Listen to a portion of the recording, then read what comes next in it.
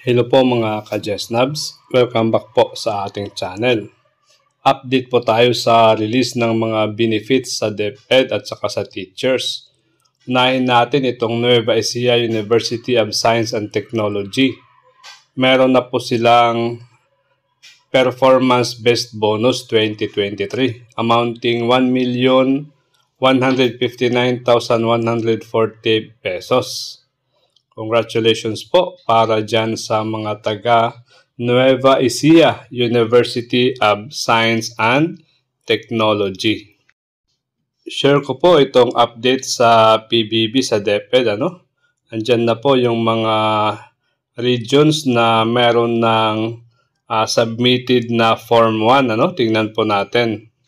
Ito yung CAR at saka Region 9. Endorse na po yung kanilang PBB sa DBM as of October 27. Ito naman yung mga returned by DepEd Central Office to Regional Office for Correction.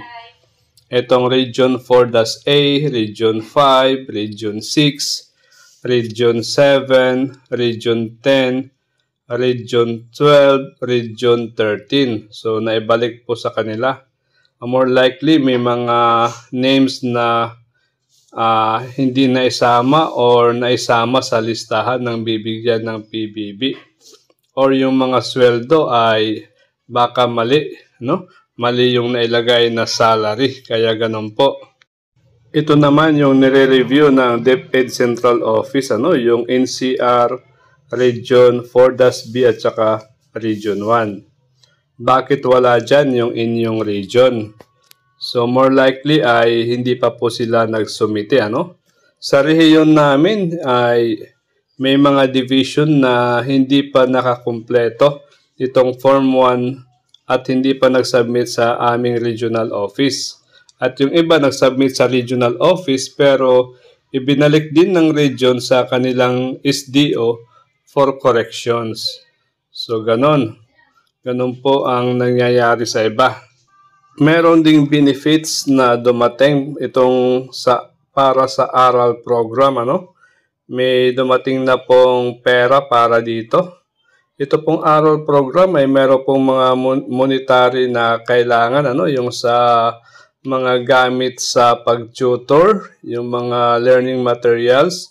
At meron din dito para sa remuneration ng mga tutors, May bayad po yan. At saka syempre yung mga teachers na magkakaroon ng overload ay kasama din dito sa pera pang-aral program. Ito po may nag-release na po, tingnan po natin. Meron na po para sa Makato Integrated School, more than 177,000 pesos po yan. Madalag National High School, Libakaw National Forestry Vocational High School, Ondoy National High School, Jose Borromeo Legazpi National High School, Gaudencio L. Vega National High School, Dr. Ramon B. Legazpi Sr. National High School, Solido National High School. So kung titingnan ninyo mga ka-Jesnabs, ang lalaki ng amount, ma-average ng mga 120,000 pesos per school. So, ang laki pala ng budget nitong aral program, At hindi lang po yan pang elementary, Yung nakikita natin ngayon ay para sa mga high school. Ito pa, Numancia Integrated School, Kamaligan National High School, Nalye National High School.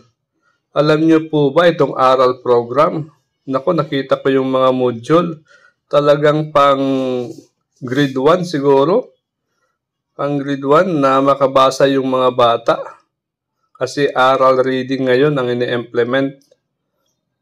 Yung mga module nila ay talagang pangbasa pa lang ng more likely parang abakhada nga di ba? Ito pa, tingnan po natin.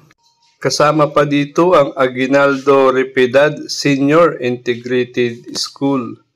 Ito pa, Linabuan National High School, Buwanga Vocational High School, Panayakan National High School. Okay guys, hanggang dito na lang. kunting tease na lang daw, sabi ng mga nasa division office tungkol dito sa ating performance bonus, at ito daw ay more likely i-release pag nakumpleto na yung mga Form 1, ano? At hindi naman siguro ito isang bagsakan, baka per region yung pag-release. Congrats sa mga meron ng approved na Form 1. Okay, bye guys, hanggang dito na lang. Bye-bye.